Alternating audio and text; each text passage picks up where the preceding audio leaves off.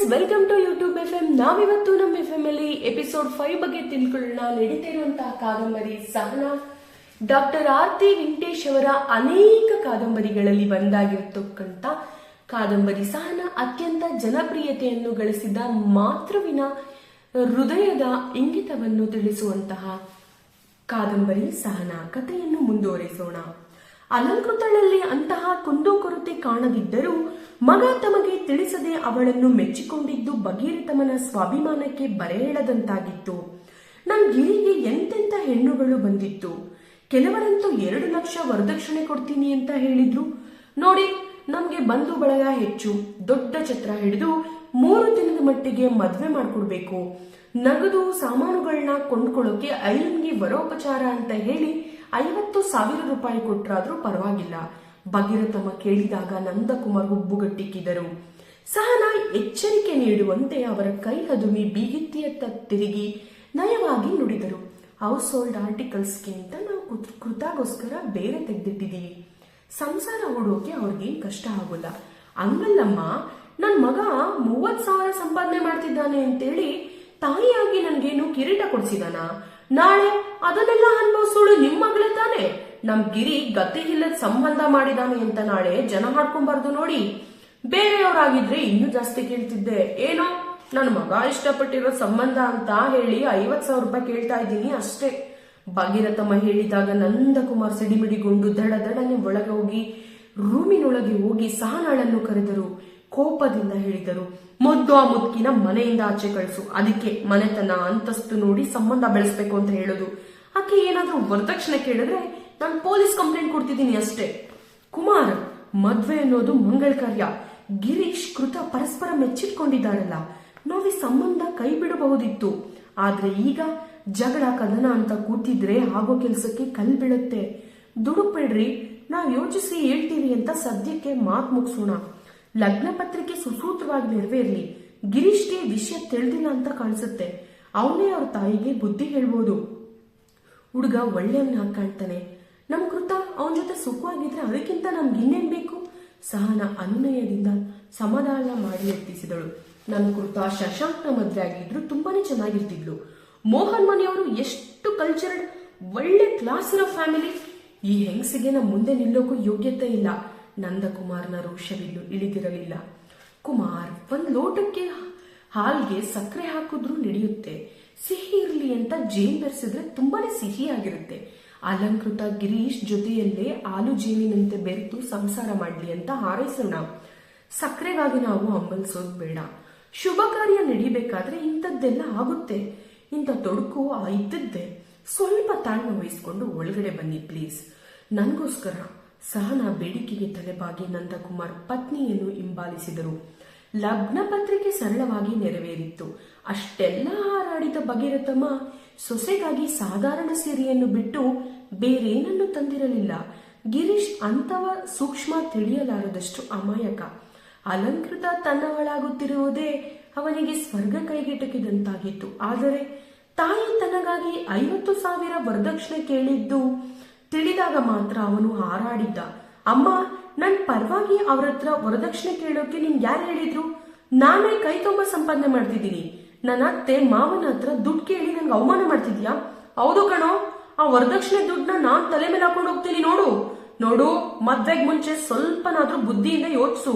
ವಸೂಲ್ ಮಾಡ್ಕೊಂಡಷ್ಟೇ ನಮಗ್ ಲಾಭ. ಹೆಂಡತಿ ಮನೆಗ್ ಬಂದ್ಮೇಲೆ ಹೆಂಡತಿಯವ್ರನ್ನ ನಮ್ ಕೈಯಲ್ಲಿ ಇಟ್ಕೊಳಕ್ಕಾಗಲ್ಲ. ಮದ್ವೆ ಶಾಸ್ತ್ರ ಮುಗಿದ್ ಕೂಡ್ಲೆ ಜಾರ್ಕೊಂಡ್ ಬಿಡ್ತಾರೆ.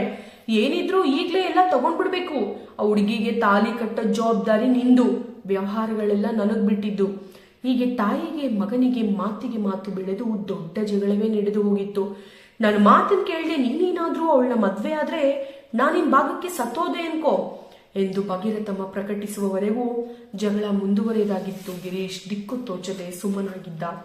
ಸಹನಾಳಿಗೆ ವಿಷಯಗಳ್ಯಾವುವೂ ತಿಳಿದಿರಲಿಲ್ಲ.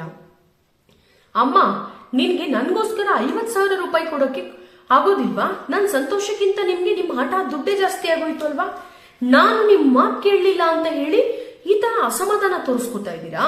ಅಲಂಕೃತ ಇದ್ದಕ್ಕಿದ್ದಂತೆ ಬಂದು ರೇಗಾಡಲು ಪ್ರಾರಂಭಿಸಿದಾಗ ಸಹನಾ ತಬ್ಬಿಬ್ಬಾದಳು. ಕೃತ, ಹೆಣ್ಮಕ್ಳು ಹಂಗೆಲ್ಲ ಅನಾವಶ್ಯಕವಾಗಿ ಕೂಗಾಡಬಾರ್ದು.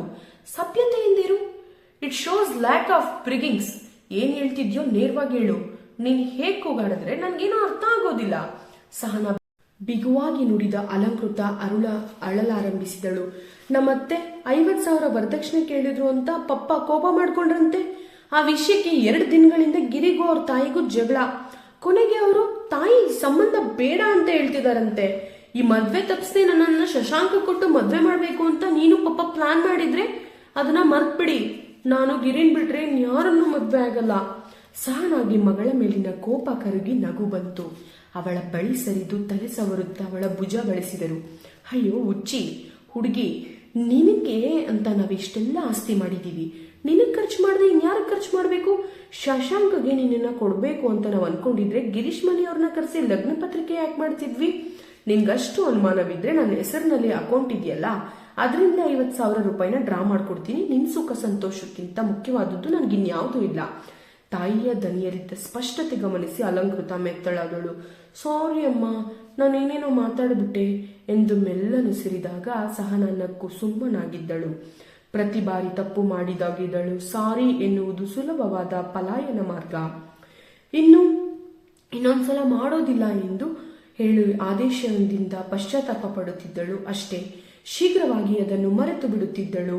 ಮಗಳ ಸ್ವಭಾವ ಸಹನಾರಿಗೆ ಹೊಸದಾಗಿರಲಿಲ್ಲ. ಸಾರಿ ಎನ್ನುವ ಪದ ಸದ್ಯದ ಸನ್ನಿವೇಶದಿಂದ ಪಾರಾಗುವುದಷ್ಟೇ ಅಲಂಕೃತ ನಿಘಂಟಿನಲ್ಲಿದ್ದ ಅರ್ಥ. ನಂದಕುಮಾರ್ನ ಸಮಾಧಾನಕ್ಕೆ ಲೆಕ್ಕಿಸದೆ ಸಹನಾ ಹೊರಪೂಜೆಯ ಸಮಯದಲ್ಲಿ 50,000 ನಗದು ಭಗೀರಥಮ್ಮನ ಕೈಗಿಟ್ಟಳು. ತಮ್ಮ ಹಾರಾಟಕ್ಕೆ ಎದರದೆ ನಗುಮಗದಿಂದಲೇ ವರ್ತಿಸುತ್ತಿದ್ದ ಸಹನಾಳ ಬಗ್ಗೆ ಭಗೀರಥಮ್ಮನಿಗೆ ಅಸಹನೆಯುಂಟಾಯಿತು. ನನ್ನ ಬೀಗತ್ತಿ ಬೆಣ್ಣೆ ಮಾತಲ್ಲೇ ಉಪಚಾರ ಮಾಡ್ಬಿಡ್ತಾಳೆ ಎಂದು ನಂಚಿನ ಮಾತುಗಳನ್ನಾಡಿ ತಮ್ಮ ಕೋಪ ತೀರಿಸಿಕೊಂಡಿದ್ದರು. ಸಹನಾ, ನಿನ್ನ ಮುಖ ನೋಡ್ಕೊಂಡು ಆಕೆನ ಸಹಿಸ್ಕೊಂಡಿದ್ದೀನಿ. ನಮ್ಮ ಅಲಂಕೃತಳ ಅತ್ತೆ ಅಲ್ಲದೆ ಬೇರೆ ಯಾರಾದ್ರೂ ಆಗ್ಬೇಕಿತ್ತು, ಹಾಗೆ ತೋರಿಸ್ತಿದ್ದೆ. ನಂದಕುಮಾರ್ ಬುಸುಗುಟ್ಟಿದ್ದರು. ಸಹನಾಳದ್ದು ಕತ್ತರಿಯ ನಡುವೆ ಸಿಕ್ಕಿದ ಅಡಕೆಯಂತಹ ಪರಿಸ್ಥಿತಿ. ಅವಳಿಗೆ ಮಗಳ ಸುಖವೂ ಬೇಕು, ಗಂಡನ ಪ್ರೀತಿಯೂ ಬೇಕು. ಅದಕ್ಕಾಗಿ ಭಗೀರಥಮ್ಮನ ಬಿರುನುಡಿಗಳನ್ನು ನಗುಮುಗದಿಂದ ಎದುರಿಸಿ ಓಡಾಡುತ್ತಿದ್ದಳು. ಮಗಳನ್ನು ಮನೆ ತುಂಬಿಸಿಕೊಟ್ಟು ಮೇಲೆಯೇ ಅವಳು ಸಮಾಧಾನದಿಂದ ಉಸಿರಾಡಿದ್ದು. ಅಲಂಕೃತಳನ್ನು ಗಿರೀಶ್ ಹೂವಿನಂತೆ ನೋಡಿಕೊಳ್ಳುತ್ತಿದ್ದ. ಸಹನಾ ತಾನೇ ಖುದ್ದಾಗಿ ನಿಂತು ಸಂಸಾರ ಸಾಮಾನುಗಳನ್ನೆಲ್ಲ ಸಾಗಿಸಿ ಜೋಡಿಸಿಟ್ಟಾಗ ಭಗೀರಥಮ್ಮ ಪ್ರಸನ್ನಳಾಗಿದ್ದಳು. ನೋಡಿದ್ರ, ಇದೆಲ್ಲ ನೀವು ಮಾಡೋದು ನಿಮ್ಮ ಮಗಳಿಗೋಸ್ಕರ ತಾನೇ? ಮನೆಯಲ್ಲಿ ಮಿಕ್ಸಿ, ಫ್ರಿಡ್ಜು, ಟಿವಿ ಎಲ್ಲ ಉಪಯೋಗಿಸೋದು ಅವಳೇ ಎಂದರು. 50,000 ಇಡೀ ಗಂಟಾಗಿ ಅವರ ಬೀರು ಸೇರಿತ್ತು. ಅದರಲ್ಲಿ 1 ಪೈಸೆ ಸೊಸೆಗಾಗಿ ಮಗನಿಗಾಗಿ ಖರ್ಚು ಮಾಡಲಿಲ್ಲ. ಅವಳಿಗೇನು ಕಡಿಮೆ? ನನ್ನ ಮಗ ಕೈ ತುಂಬಾ ಸಂಪಾದಿಸ್ತಾನೆ, ಬೇಕೆಂದಾಗ ತೆಗೆದುಕೊಡುತ್ತಾನೆ ಎಂದು ಸಂಭಾಳಿಸಿಕೊಟ್ಟಿದ್ದರು. ಆ ಪಕ್ಷಕ್ಕೆ ಯಾವ ಜನ್ಮದ ಋಣವೆಂದು ತಮ್ಮಿಂದ 50,000 ಕಸಿಯಬೇಕಾಗಿತ್ತು ಎಂಬ ಮಾತು ಸಹನಾಳ ಕೊರಳಲ್ಲೇ ಸೆರೆಯಾಯಿತು. ಮದುವೆಯಾದ ಮೇಲೆ ಅಲಂಕೃತ ಕೆಲಸ ಬಿಟ್ಟಾಗ ಸಹನಾಗೆ ಆಶ್ಚರ್ಯವಾಯಿತು. ನಮ್ಮತ್ತೆಗೆ ನಾನು ಹೊರಗೋಗಿ ಕೆಲಸ ಮಾಡೋದು ಇಷ್ಟವಿಲ್ವಂತಮ್ಮ. ಸುಮ್ನೆ ಮನೆಯಲ್ಲಿ ಮನಸ್ತಾಪ ಬೇಡ ಅಂತ ಗಿರಿ ಕೆಲಸ ಬಿಟ್ಟು ಬಿಡುವಂದ್ರು. ನಾನು ಕೇಳ್ಬಿಟ್ಟೆ. ಅಲಂಕೃತ ಹೇಳಿದಾಗ ಸಹನಾ ಮಾತನಾಡದಿದ್ದರೂ ಮಗಳ ನಿರ್ಧಾರ ಸೂಕ್ತ ಎನಿಸಲಿಲ್ಲ. ಗಂಡ ಎಷ್ಟೇ ಸಂಪಾದಿಸಿದರೂ ಹೆಣ್ಣಿಗೆ ಆರ್ಥಿಕ ಸ್ವಾತಂತ್ರ್ಯ ಬಹಳ ಮುಖ್ಯ. ಮನೆಯ ಜವಾಬ್ದಾರಿ ಹೊರಲು ಅತ್ತೆ ಇರುವಾಗ ಒಂದು ಮಗುವಾಗುವ ತನಕವಾದರೂ ಅಲಂಕೃತ ಕೆಲಸ ಮಾಡುವುದು ಮುಂದುವರಿಸಬೇಕಿತ್ತು ಎಂಬುದು ನಂದಕುಮಾರ್ಗೆ ಅದೇನೂ ಗಹನವಾಗಿ ತೋರಲಿಲ್ಲ. ಹೋಗಲಿ ಬಿಡು, ಅವಳು ಕೆಲಸಕ್ಕೆ ಹೋಗಿ ಯಾರನ್ನು ಸಾಕ್ಬೇಕಾಗಿತ್ತು, ಆರಾಮಾಗಿ ಮನೇಲಿರ್ಲಿ ಎಂದು ಬಿಟ್ಟರು. ಅಲಂಕೃತ ಬಿಡುವಾಗಿ ಇದ್ದುದರಿಂದ ವಾರಕ್ಕೆ 4 ಬಾರಿಯಾದರೂ ತವರಿಗೆ ಓಡಿ ಬರುತ್ತಿದ್ದಳು. ಅಮ್ಮ, ನಮ್ಮ ಅತ್ತೆ ಮಾಡೋ ಅಡುಗೆ ನನ್ಗೇನು ಅಭ್ಯಾಸ ಆಗ್ಲಿಲ್ಲ, ನಿನ್ ಜೊತೆಗೆ ಇಲ್ಲೇ ಊಟ ಮಾಡ್ತೀನಿ ಎಂದರೆ ಸಹನಾ ಅಕ್ಕರೆಯಿಂದ ಮಗಳಿಗೆ ಬಡಿಸುತ್ತಿದ್ದಳು. ತಾಯಿ ಮನೆಗೆ ಬರುವಾಗ ಕೈ ಬೀಸಿಕೊಂಡು ಬರುತ್ತಿದ್ದಳು. ಅಮ್ಮ ಪಪ್ಪನ್ಗಾಗಿ ₹1 ಪದಾರ್ಥವನ್ನು ತರುತ್ತಿರಲಿಲ್ಲ. ಅಮ್ಮ, ಗಿರಿಗೆ ಕುರುಕುಲು ತಿಂಡಿ ಅಂದ್ರೆ ತುಂಬಾ ಇಷ್ಟ, ಒಂದು ಡಬ್ಬಿಯಲ್ಲಿ ಹಾಕಿಕೊಡು. ರಾತ್ರಿ ಏಕಾದಶಿ ಅಂತ ನಮ್ಮತ್ತೆ ಊಟ ಮಾಡೋದೇ ಇಲ್ಲ, ಸ್ವಲ್ಪ ಹುಳಿ ಕ್ಯಾರಿಯರ್ಗೆ ಹಾಕಿಟ್ಬಿಡು. ಮನೆಗೆ ಹೋಗಿ ಅಡುಗೆ ಮಾಡೋಕೆ ಬೇಜಾರು. ಮೊದಲು ಸಹನಾಗೆ ಇದೆಲ್ಲ ಪ್ರಿಯವಾಗಿಯೇ ಇತ್ತು. ಮುದ್ದು ಮಗಳು ಮಿತಿ ಮೀರಿ ತಮ್ಮಲ್ಲಿ ವರ್ತಿಸುತ್ತಿರುವುದು ಕ್ರಮೇಣ ಅಲಂಕೃತರ ಮಾತಿನ ದಾಟಿ ಬದಲಾಯಿಸಿದೆ ಎಂಬುದು ಸಹನಾ ಸೂಕ್ಷ್ಮವಾಗಿ ಗಮನಿಸಿದ್ದಳು. ಮುಂದಿನ ಭಾಗದಲ್ಲಿ ಮುಂದಿನ ಕಥೆಯನ್ನು ತಿಳಿಯೋಣ. ಸಹನಾಳ ಸಹನೆ, ಅಲಂಕೃತಳ ಆತುರದ ನಿರ್ಧಾರ, ಬೀಗಿತಿಯ ಈ ಅಧಿಕ ಪ್ರಸಂಗತನ, ನಂದಕುಮಾರ್ನ ಸಿಟ್ಟು, ಇದೆಲ್ಲವನ್ನು ಸಹಿಸುತ್ತಿರುವ ಸಹನಾಳ ಕಥೆಯನ್ನು ಹೇಗಿರುವುದು ಎಂದು ನಮ್ಮ ಮುಂದಿನ ಎಪಿಸೋಡ್ನಲ್ಲಿ ತಿಳಿಯೋಣ. ಕಥೆಯನ್ನು ಕೇಳಿದ ಎಲ್ಲರಿಗೂ ತುಂಬ ಹೃದಯದ ಧನ್ಯವಾದಗಳು.